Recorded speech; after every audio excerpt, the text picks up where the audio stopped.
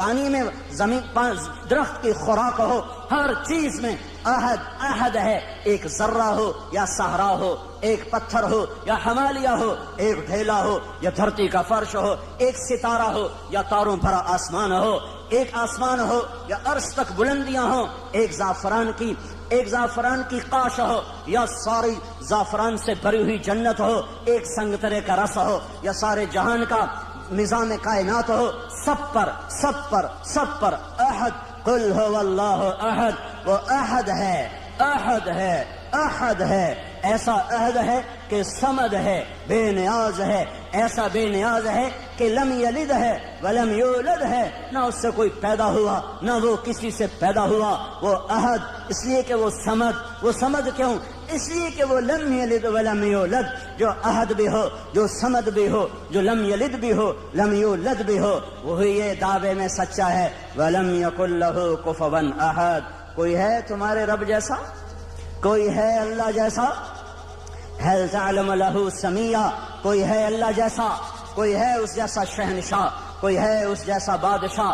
کوئی ہے اس جیسے خزانوں والا، خزانوں کا مالک، ہواؤں فضاؤں کا مالک، فیصلہ میں خود مختار؟ وہ صرف اللہ ہے، وہ صرف اللہ ہے، وہ صرف اللہ ہے. اس کا قانون ہے جو کرو گے پاؤ گے، تھوڑا سا اس دنیا میں، باقی آخرت میں. جو کرو گے تمہاری زندگی پہ اثر انداز ہوگا. حکومتیں کٹ پتلی ہیں، فوجیں کٹ پتلی ہیں، پولیس کٹ پتلی ہے، سب کچھ اوپر والے کا ہے. نیچے جب نافرمانی ہوتی ہے اللہ پتھر دل لوگوں کو حکومت دیتا ہے، اللہ بھیڑیے نما انسانوں کو کرسی پہ بٹھا دیتا ہے. یہ فیصلے آسمان سے آئے ہیں، یہ جلسے جلوسوں سے نظام نہیں اب بدلے گا. اب جن گناہوں کی وجہ سے بازار میں خیانت آئی اور بازار میں عدل مٹا اور بازار میں ترازو کا تول مٹا اور قاضیوں کا عدل فروخت ہوا اور وکیلوں نے زانیوں کو بھی پناہ دینے کے لیے اپنے علم کے دلائل کو استعمال کیا، یہ جب سب کچھ ہوا اور گھروں میں ماں باپ کی نافرمانی ہوئی، نوجوانوں نے گٹار پکڑے اور عورتوں کے پردے اتر گئے، نوجوان بچیوں نے گھنگرو باندھ لیے، موبائل بیچنے والے ظالموں نے بھی لڑکیوں کی ننگی تصویریں کر کے، موبائل بیچنا پڑا تو عورت کو ننگا کیا، روٹی بیچنی پڑی، کپڑا بیچنا پڑا، موٹر سائیکل بھی بیچنا ہو تو لڑکیوں کو ننگا کر کے اسے بڑے بڑے بینر کی زینت بنایا. جب یہ سب کچھ ہوتا ہے تو میرا اللہ کیا سو گیا ہے؟ ایٹمی طاقتوں سے ڈر گیا ہے؟ ایٹم بم والوں کی وجہ سے کمزور پڑ گئے؟ نہیں، ہرگز نہیں. زمین اللہ کی، آسمان اللہ کا. لہو ما فی السماوات وما فی الارض وما بینہما وما تحت الثری. ان الارض للہ. طاقت اللہ کی، ان القوت للہ جمیعا. امر حکومت اللہ کی، قل ان الامر کلہ للہ. دن رات، زمین آسمان، بحر و بر، سب کچھ میرے اللہ کا. الخلق والامر واللیل والنہار وما سکن فیہما للہ وحدہ. جو کچھ ہے جب اسی شہنشاہ کا ہے تو وہ مجھے سنا رہا ہے کہ عمل بگڑے گا، اللہ نظام کائنات کو بگاڑے گا.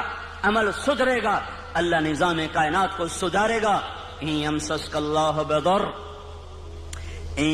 اللہ بضر. اگر میں تمہیں مصیبت میں ڈالوں، کسی کو بلاؤ گے؟ کوئی مدد کرے گا؟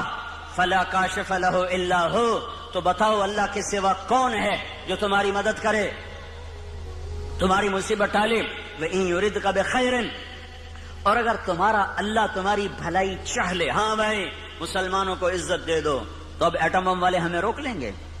وَإِن يُرِدْكَ بِخَيْرٍ وَإِن يُرِدْكَ بِخَيْرٍ وَإِن يُرِدْكَ بِخَيْرٍ. اللہ نے آسمان سے اعلان کیا ہاں امت محمدیہ کو عزت دے دی جائے، تو اب ایٹم بم والے ہمیں روک سکتے ہیں؟ ایٹمی خلائی طاقتیں ہمیں عزت سے محروم کر سکتی ہیں؟ اس نے اعلان کر دیا اقتدار کا جھنڈا اس امت کے سر پہ گاڑ دیا جائے، تو اب کوئی ہوگا جو ہمیں روک لے گا؟ فلا راد لفضلہ فلا راد لفضلہ فلا راد لفضلہ. میرا اللہ کہہ رہا ہے میں تمہیں دینے پر آ جاؤں تو کوئی روک نہیں سکتا، اور میں تمہیں پکڑنے پر آ جاؤں تو پھر کوئی چھڑا نہیں سکتا.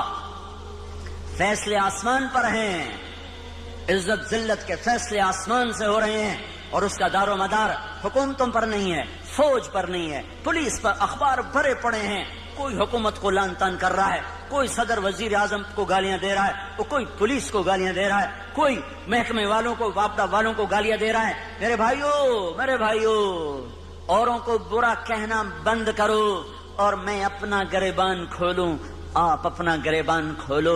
ہم اپنے زخموں کا مرہم اپنے اندر تلاش کریں، باہر سے یہ دوا نہیں ملے گی۔ ہم اپنے مسائل کا حل اپنے اندر تلاش کریں، باہر سے کچھ نہیں ملے گا، باہر سے کچھ نہیں ملے گا۔ میں اپنے عیب دیکھوں، میں اپنے آپ کو ٹھیک کرنے میں لگوں۔ میرا اللہ حالات کا بدلنے والا، پل میں جو چاہے کر کے دکھا دے۔ بڑے بڑوں کو اس نے خاک میں ملا دیا۔ ہر زمانے کے فرعون، قارون، حامان، شداد میرے لیے فرعون ہیں، اللہ کے لیے مچھر کے پر سے زیادہ حقیر ہیں۔ شداد کی شدت میرے لیے ہے، فرعون کی فرعونیت میرے لیے ہے، قارون کی قارونیت میرے لیے ہے، حامان کی حامانیت میرے لیے ہے، قاہر کی قہاری میرے لیے ہے۔ پر میرا اللہ تو قہار ہے، میرا اللہ تو مہیمن ہے، میرا اللہ تو جبار ہے، میرا اللہ تو مالک الملک ہے، میرا اللہ تو مالک الملک، مالک الملک، بادشاہوں کا بادشاہ، شہنشاہ آدم ہے، کسی سے دبتا گھبراتا ڈرتا نہیں ہے۔ فرعونوں کو پکڑے، شدادوں کو پکڑے، قارون حامانوں کو پکڑے، اسے دیر نہیں لگتی ہے، اسے دیر نہیں لگتی ہے۔ اس نے پہلے بھی پکڑا ہے، آج بھی پکڑے گا، اس کا نظام ہے۔ جب وہ اسباب وجود میں آتے ہیں پھر اللہ پکڑ کے بھی دکھاتا ہے، وَكَذَلِكَ أَخْذُ رَبِّكَ إِذَا أَخْذَ الْقُرَى وَهِيَ ظَالِمَةٌ إِنَّ أَخْذَهُ أَلِيمٌ شَدِيدٌ۔ جب اللہ پکڑتا ہے تو پھر دکھا دیتا ہے کس طرح زمین و آسمان کے لیے وہ عبرت کا نشان بن جاتے ہیں۔ ان فی ذلک لعبرۃ لمن یخشی، انہیں اللہ عبرت کا نشان بنائے گا۔ لیکن پہلے مجھے توبہ کرنی پڑے گی، پہلے آپ کو توبہ کرنی پڑے گی، پہلے اپنے آپ کی طرف اپنے رخ کو پھیرنا پڑے گا۔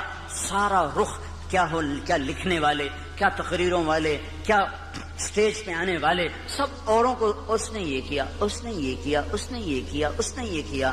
جو میں نے آج غیبت کی ہے اس کا بھی تو کوئی اثر معاشرے پہ پڑا ہے، جو میں نے آج اپنی ماں کو دکھ دیا ہے تو اس کا اثر بھی تو معاشرے پہ پڑا ہے، جو میں نے آج باپ کی گستاخی کی ہے اس سے بھی تو فضا میں زہر پھیلا ہے، جو آج مجھ سے جھوٹ بولا گیا ہے اس کا بھی تو کوئی اثر فضا پہ پڑا ہے کہ نہیں پڑا ہے، جو آج محفل موسیقی سجائی گئی ہے اس کا بھی اثر اس کائنات پہ پڑا ہے کہ نہیں پڑا۔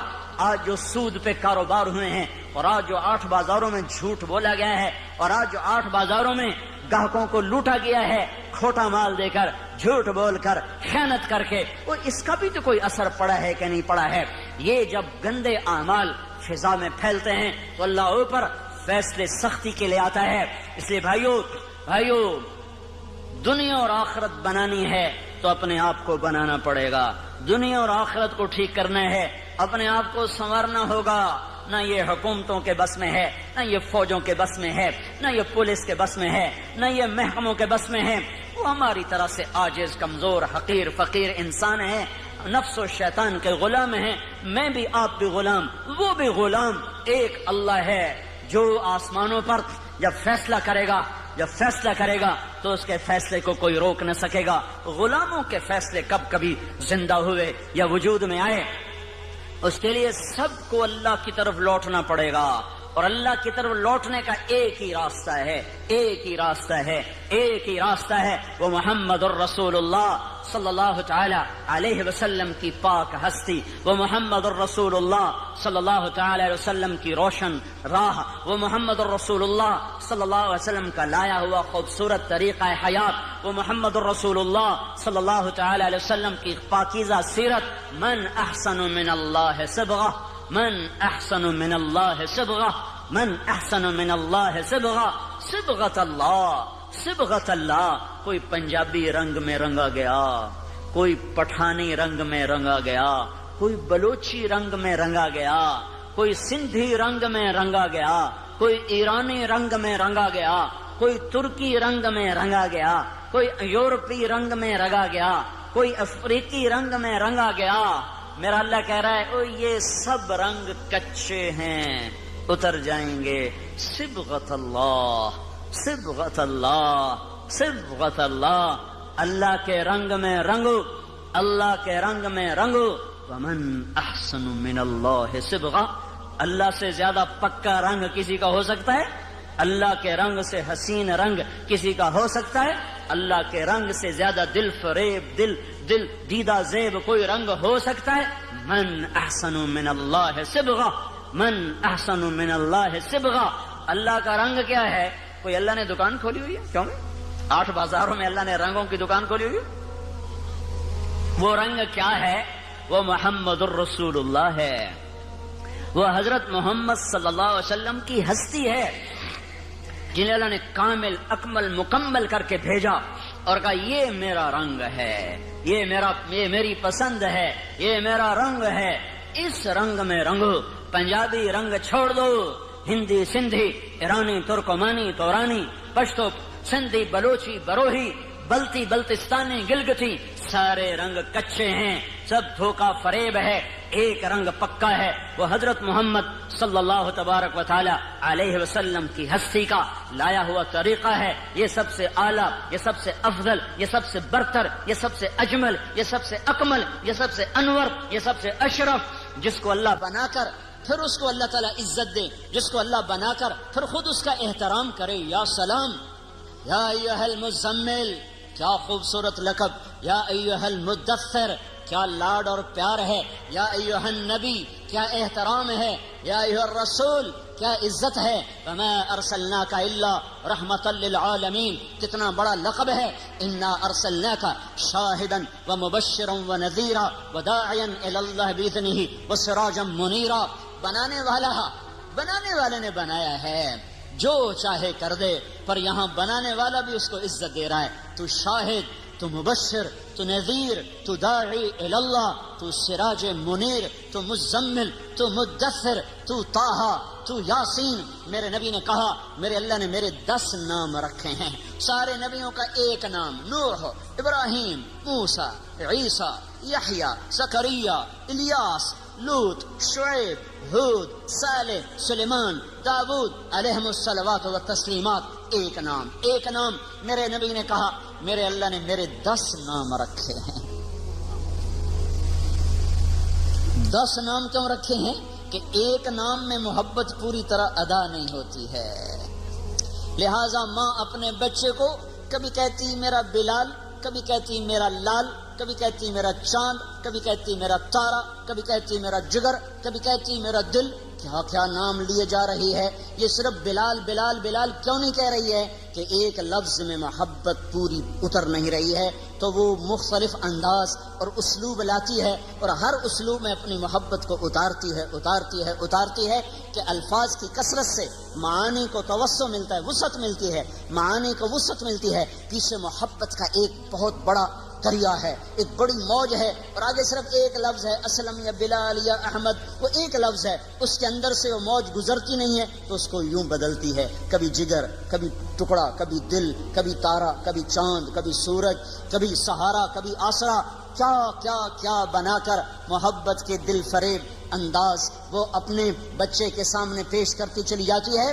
تو صرف محمد کہنے میں محبت کا پیچھے بہتا ہوا دھارا اس میں سے گزر نہیں پا رہا تھا، تو اللہ تعالیٰ نے نام کثرت سے عطا فرما کر پوری موج جو آئی تو آگے کئی راستے تھے جس سے وہ محبت نکلتی چلی گئی تو کہا میرے نبی نے کہ میرے اللہ نے میرے 10 نام رکھے، محمد و احمد والماحی والحاشر والعاقب والفاتح والخاتم و ابو القاسم و طٰہٰ و یاسین۔ یہ 10 نام تو اللہ نے رکھے ہیں، پھر آگے جو 7 لقب اور لگائے، محمد اور احمد اور ماحی اور حاشر اور عاقب اور فاتح اور خاتم اور ابو القاسم اور طٰہٰ اور یاسین اور مزمل اور مدثر اور شاہد اور مبشر اور نذیر اور داعی اللہ اور سراج منیر اور یا ایھا النبی اور یا ایھا الرسول